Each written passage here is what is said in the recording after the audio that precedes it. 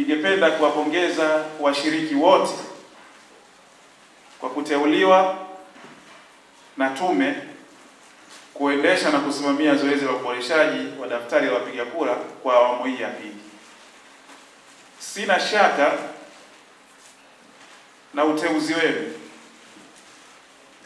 Hii inatokana na ujuzi, uweledi na uwezo mlionao katika kutekeleza majukumu ya kitaifa, ikiwemo zoezi la uboreshaji daftari, ikiwa ni maandalizi ya uchaguzi mkuu wa mwaka 2025 ambapo tutachagua rais, wabunge na madiwani.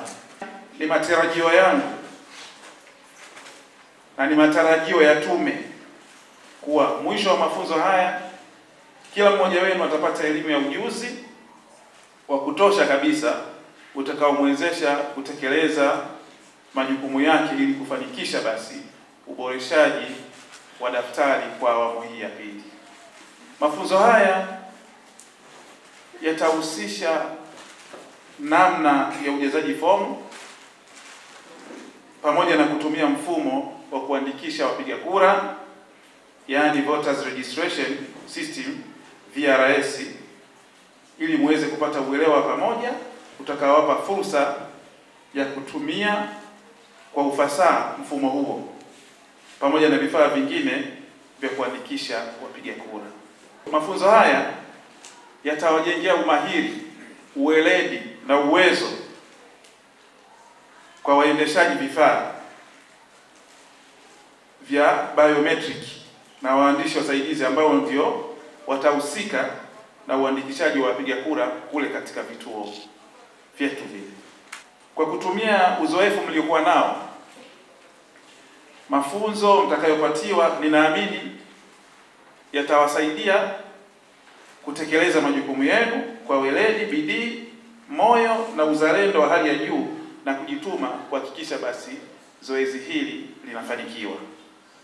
Na wasi kutumia uzoefu wenu mliokuwa nao kuwasaidia wenzenu ambao hawakushiriki katika zoezi kama hili ili waweze kutekeleza majukumu yao kikamilifu.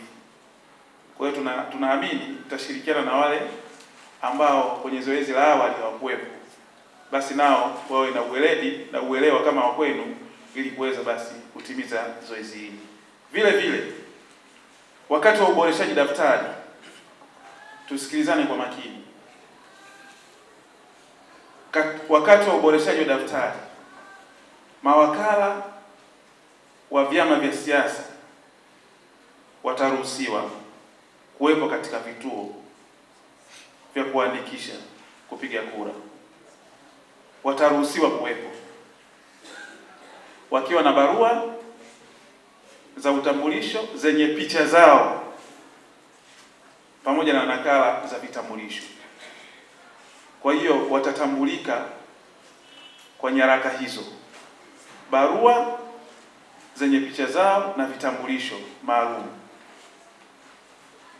Jambo hili ni muhimu kwani litasaidia kuleta uwazi katika zoezi zima.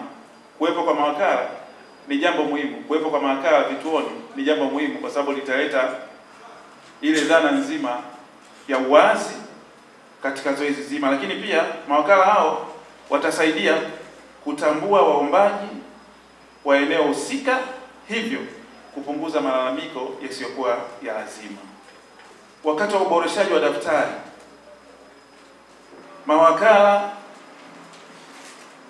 wa vyama vya siasa kama nilivyosema awali wataruhusiwa kuwepo katika vituo vya kuandikisha, lakini kwa utambulisho kama nilivyosema awali.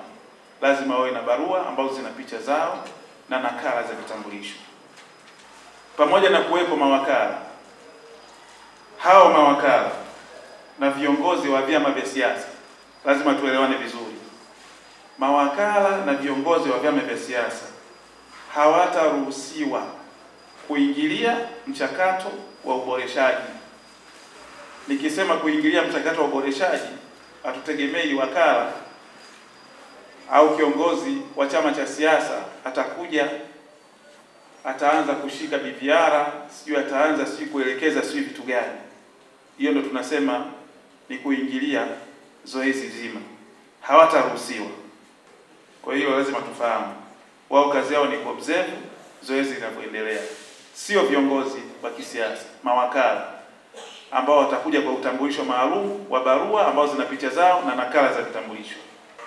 Kama nilivyosema, viongozi wa vyama vya siasa hawataruhusiwa kuingilia mchakato wa uboreshaji daftari la kudumu la wapiga kura kituoni, ila maelekezo zaidi kuhusu mawakala wa vyama vya siasa yatatolewa na wakufunzi na ni muhimu kuyazingatia. Kwa hiyo kuna maelekezo wakufunzi watayatoa ambao itakuwa ndio kitakachoenda kufanyika kule katika utekelezaji wa zoezi zima la uboreshaji wa daftari.